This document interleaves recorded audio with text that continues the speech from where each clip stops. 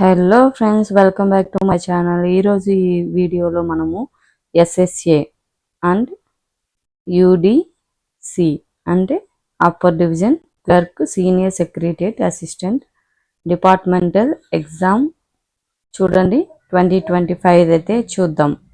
Dates of submission of online applications మనకొచ్చి ఎప్పుడు submit చేయాలి ఆన్లైన్ అప్లికేషన్ 5th జూన్ నుంచి 26th జూన్ వరకు. లాస్ట్ డేట్ ఏంటి 26th జూన్. మన కంప్యూటర్ ఎగ్జామ్ వచ్చి జూలై ఆగస్టులో అయితే ఉంటుంది. మనకి ఇక్కడ నేమ్ ఆఫ్ సర్వీస్ క్యాడర్ అలానే ఆర్గనైజేషన్ ఇక్కడ ఏమున్నాయి మనకు 10 ఉన్నాయి కేటగిరీస్. అది ఏంటి, ఫస్ట్ వన్ ఏంటి central passport organisation ministry of external affairs. And అలానే ఇక్కడ చూడండి సెకండ్ వన్ ఏంటి armed forces headquarters clerical service. ఇక చూడండి railway board secretariat clerical service ministry of railways. Central administrative tribunal. ఇక చూడండి central vigilance commission election commission of India. And అలానే forest survey of India ministry of environment. National technical research organisation directorate general defence estate office of development commissioner ministry of micro small medium enterprises. ఇక చూడండి మనకు vacancies name of cadre ఇప్పుడు 10 cadres చెప్పాను కదా, దాటి యొక్క vacancies unreserved SC ST PWD. మనకి ఇక్కడ ఫస్ట్ కేటగిరీ ఏంటి ఇక చూడండి central passport organisation ministry of external affairs ఇచ్చి 46, ఎస్సీకి 19, ఎస్టీకి 11, టోటల్ 76. మీరు ఏ క్యాడర్ అండ్ అలానే ఏ మనము కేటగిరీ కింద వస్తామో ఒకసారి అయితే చూసుకోండి. మనకు టోటల్ వేకెన్సీస్ అయితే ఇచ్చారు.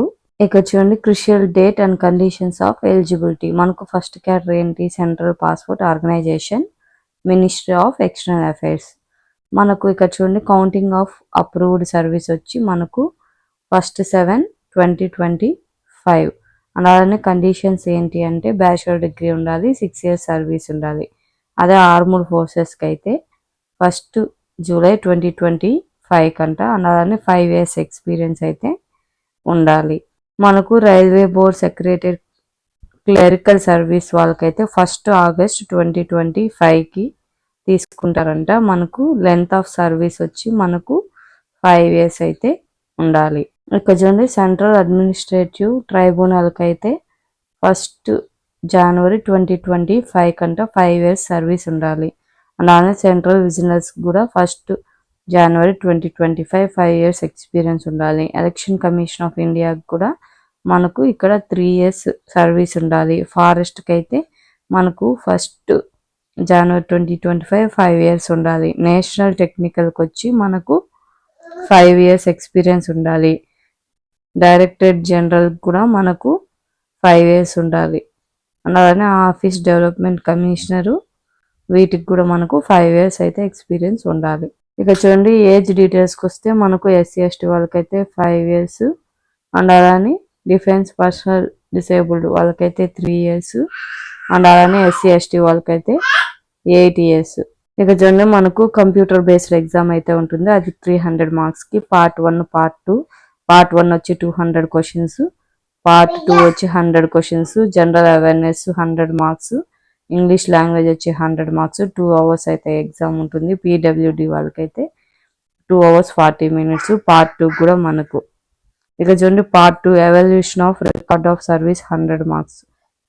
ఇక చూడండి మనకు ఏంటి సిలబస్ మనకు జనరల్ అవేర్నెస్ అంటే మామూలుగానే మనకు సిహెచ్ఎస్ఎల్కి ఎట్లా ప్రిపేర్ అవుతామో అలానే, కానీ మనకి ఇక్కడ బయట అయితే బుక్స్ దొరకవు. మన ఆఫీస్లోనే అడిగారంటే వాళ్ళు మెటీరియల్ ఇస్తారు, అవి చదువుకుంటే చాలు.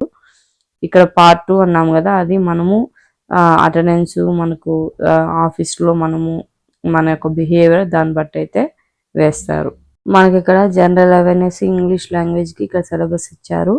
మోడ్ ఆఫ్ సెలెక్షన్ కూడా మనకు స్ట్రిక్ట్గానే ఉంటుంది. కాబట్టి ఎవరైతే కష్టపడి రాస్తారో వాళ్ళకి జాబ్ అయితే వస్తుంది. Thank you friends, thank you for watching. If you like video please do subscribe.